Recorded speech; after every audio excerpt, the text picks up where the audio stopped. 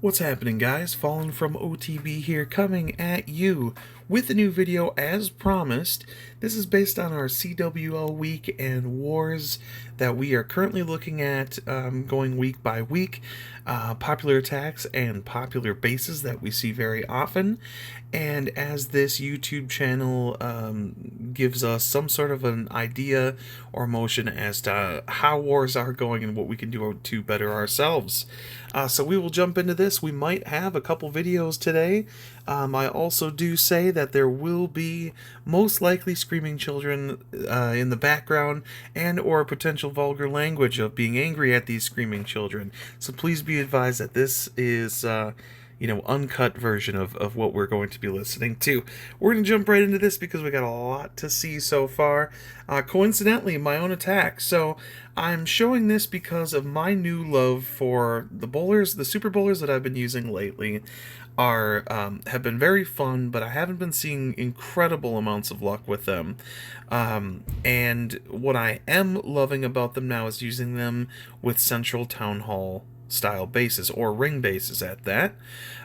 Because of this, it allows the ability to use the flinger to take out one side, and then we'll start doing a warden walk on the other side. This should make a nice clear funnel that is more than obvious that will lead the troops into the core. The goal is get those bowlers into the core. You never know what happens after that, but if you can get them to work on that 3 bounce rocks that they're throwing, that's going to do a lot of damage to the inside defenses. So as we start out here nice and slow, we're going to notice the flinger is going to be heading north and just walking all by itself, taking care of the whole side. The goal here, I do like to do the 4 rage 1 jump, but you can do the 3 rage 2 jump, 3 freeze combo in a lot of normal bases that you see, because those bowlers, bad things happen if you get them stuck on walls. So we push them forward. So far, no threats at all. We want to make sure and keep both the scatter away from any type of expos, and same goes with heroes, and as well with the warden walk. We don't want to deal with that.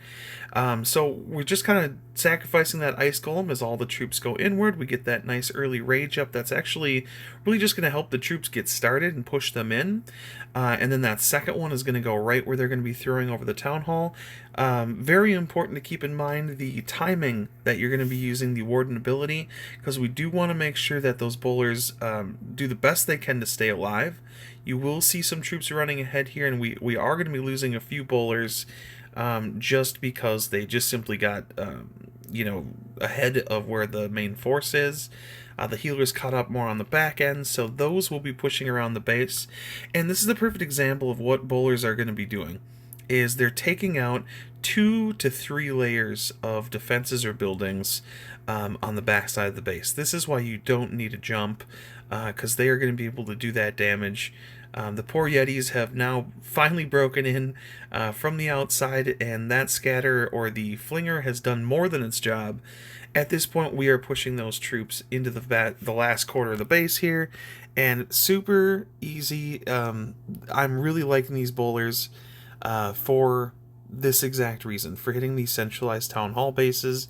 I used to be able to do it differently and have been having terrible luck lately, but we will show more as an example of how to use those super bowlers, because I still believe that they are top 3 easily in this game for useful troops. And my opinion, but I think you'll find a lot of other people love to do those walk style hits with the super bowlers added in. Jumping down to 24. So I'm currently at work as well, and making sure I'm not, immediately needed. So Drums attack his good old solid dragon attack with the bats on the back end. So what you're looking for here is you're looking for the opportunity to, first of all, create a funnel, which he does with the super goblins. We're going to push the heroes inward to take care of that almost mocking with the eagle artillery right there. You're going to get an easy kill with these with this hero start. If you can take out that little section of the base, this is going to allow you to push everything down here and start your main force of attack on the bottom of the base here. So Eagle's out completely. We took care of all of that stuff, even work in on that hero over there. CC's been pulled, so that's fine. He's going to use his quick little haste right here, signature haste going forward. And then you're going to see right when it gets to even with the Inferno Tower, you're going to see these troops both split inward, and then a few are going to go around the outside. So again, this is following that L pattern. That's going to help keep those dragons alive, at least until they reach the Town Hall. And then that's when you're going to be using the bats on the top or back end of the base.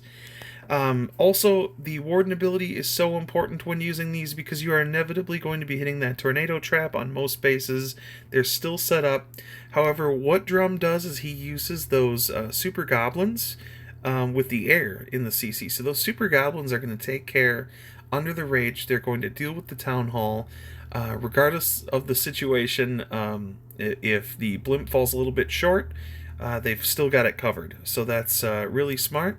So here, as things start to thin out, we are jumping into those bats heading into the top.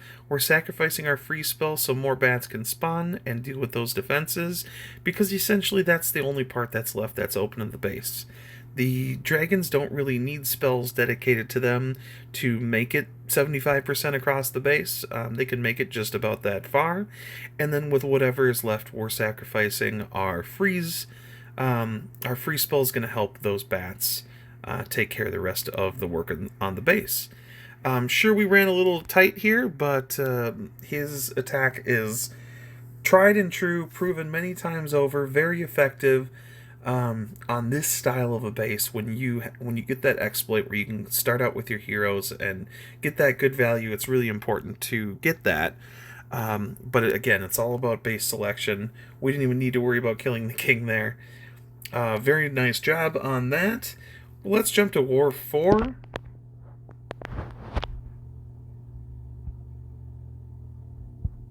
At this point, we'll jump in number 2, Rhea. Here's some Super Bowlers at their finest here. He has been using, Fresh has been using Super Bowlers. I can tell he's watching YouTube because this type of attack does call with the use of those Yetis. They're a fantastic tank.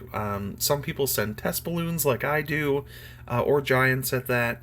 Yetis are going to cost a lot more troop space, but they're going to help pick off the defenses a lot easier, and they're also going to be basically a full preventative plan to deal with any kind of traps that your scattershot is going, or your flinger is going to run into. So you're going to be able to assure to get that Eagle Artillery killed by that, and then we're starting here. On the outside, he had used a baby dragon to help clear out the way. We want to make sure that those bowlers do not walk around the outside. We do not want that. All but one or two did go around the outside, but everything else moved core. So this is the best thing when I talk about attacking from the side. This is a plan where you have your scatter that's taking care of the top of the base right there and working its way along. And here we're going kind of the short side, and we're hitting the Town Hall from the side. So with those multi-infernos, these Super Bowlers are going to be able to tank them so easily, and under rages, especially with the healers. Look at all the troops that avoided the Town Hall here, and that's the whole goal, is you cannot run your troops through the Town Hall. It's going to end horribly if you do that, and I'm so glad to see that this was used properly. These are attacks that are going to work. Again, I believe some of the strongest attacks in the game. Top 3 strategy using Super Bowlers correctly is very lethal, and it's going to kill a lot of bases. Even these gimmicky YouTube style bases that we see all too often, I've experienced a lot of people that are having a rough time with them, myself included. So pushing them in, you notice a common theme, kind of an L pattern, is allowing them to avoid the Town Hall, kind of hitting it from the side, going around it to hit the other fair part of the base. And here he'd use 2 jumps. So he also uses a bunch of baby dragons. There's 3 total, because they're just that good for either cleanup or setting that pathing at the beginning. 5 healers and 5 super bowlers. Beautiful setup there, and he's got the 3-2 with the rage and jumps. We're gonna have another one by him on this list because we're going all the way up to 14, and there we're gonna see them used once again. Now that I'm paying attention, here we go, a centralized town hall base. Once again, very good for bowlers. I'm really seeing a lot of good results for center town hall. A lot of bases like that now. So here's a perfect example. Using the baby dragon, just kind of starting that funnel and also kind of testing for traps or, potential things that could mess up the flinger. And then we're starting that warden on the other side. Keep in mind he's got the dog, or the lassie, now used as, because there was an air defense on the outside. Why sacrifice your air pet for, your owl to just die immediately? So he's getting a little extra help on the DPS over there, so he can just that much quickly get over to the eagle. I also noticed that he does not, because he goes with the 3 rage 2 jump, he does not have to dedicate a rage to the warden. I love using a rage on the warden, but if you can avoid it, it's going to be better. It tends to take a lot of time for this attack to develop and to set that pathing, because if you have any defenses down here or any defenses over here, it tends to make troops walk over and around and try and force them to deal with it, which is not good. So here we have a perfect funnel. We're using the use of those bowlers that are going to be taking out those key defenses that are going to help set that pathing even better. And then we have a nice jump, which we have activated the town hall. However, the bowlers do their work. That's what I like about bowlers, is they don't get caught up. And we're timing this by sending our warden away from, or our RC is unfortunately in a Tesla trap, but typically you want them to survive as long as possible. And you also want those core troops to survive as well. And if we can get those bowlers to push through the middle, a couple attacks around those outside defenses, and it's over. So with the queen ability held on as well, we're able to pick off those final defenses on the outside. And fortunately, the RC, you always want to save freezes for the RC and for the town hall. Always have extras, always hang on to them. Never too late, because there's a such thing as too late. But look at that. We have basically all of our bowlers alive still. The healers did die in the core as expected, but here the Yetis are able to take care of that side as well. We are time again seeing this being a really solid and strong attack, and I'm happy to see that. Number 15. There's just so many attacks. I'm doing everything I can here, but here's Tam. So, if we've seen a video with Tam, we know what we're expecting here. So here is a really good example of what you can get from a queen walk. So Tam, like a pro, starts out to make sure that the air defense is going to die first before we sacrifice our any type of healers or anything like that. And here's an example. I don't know what his plan is here. I don't question his plan. But I'm noticing two things. Is it looks like he's jumping in at this direction. It looks like it could have gone either north or toward like the 3 o'clock area. My guess is you can't go wrong. So I think he's just happy to get in there and get the key defense picked off, and then kind of adjust on the go. Now, if he did intend this for this to happen, that's beautiful, because the queen is actually walking around and does end up getting right back in that area that usually you want to clean up or kill off as queen walk is happening. Anything to pick off that eagle early. So the queen has done a mega amount of work, and he's now adjusted to sending his primary force in toward, and he loves his battle ram, getting it forward here, heading toward the town hall, which it is and usually always does make it, especially after the recent patch. They have buffed the HP on that thing, so out of there come, I believe, a couple Yetis, And at this point, we can use our Warden ability here any second. Just waiting for it to catch up. Boom. So those troops are now pushing through the poison from there. The Queen is on her own now, finally getting into the core, and will be handling the top portion. And then we have a jump, a late jump, which is going to be leading those troops into the final section of the base. These style of attacks are required for you to change on the fly, and I think that's what's going to make them so tough but so effective at the same time. I think a lot of attacks nowadays hitting TH14, you cannot predict the full pathing of the attack, and I think the better attackers are adjusting as they go, and they're making those changes based on where the troops are moving. And I think that's the only way that you're going to see true success, is by adjusting and adapting on the attack. It's too much to, you have to have a vision of where your troops are going to go, but at the same time, you have to be able to adjust for things that you're not expecting. And whether or not that Queen Walk was meant to go north or south, or which direction she was supposed to go, she ended up going both. So of course a little Tam luck involved right there. Also, he uses the 12 wall breakers, and he uses them under rage, typically, almost always. So he makes sure that these defenses are accounted for before he's pushing inside the base. So the timing is just impeccable. This guy's is continuously nuts over the years, using the same attack on literally any base I've seen. So we're gonna jump down. Where am I at? Number 20? We killed all those bases this war. Number 20, Zeus. Gonna get his love. Now, I chose this to show we can still do these scattershot / walk attacks using other troops. It doesn't have to be Super Bowlers. It doesn't have to be what else is common, like the Super Whiz with the P.E.K.K.A.s, like the P.E.K.K.A. Smash, things like that. It's you own your style, and you can very much do it with the right selection of troops here. Now, he a little bit of a boo-boo. We put those, we kind of put the Warden where the healers should have been, the healers where the Warden should have been. -1 healer, but still you can do plenty of walks and attacks with just 4 healers.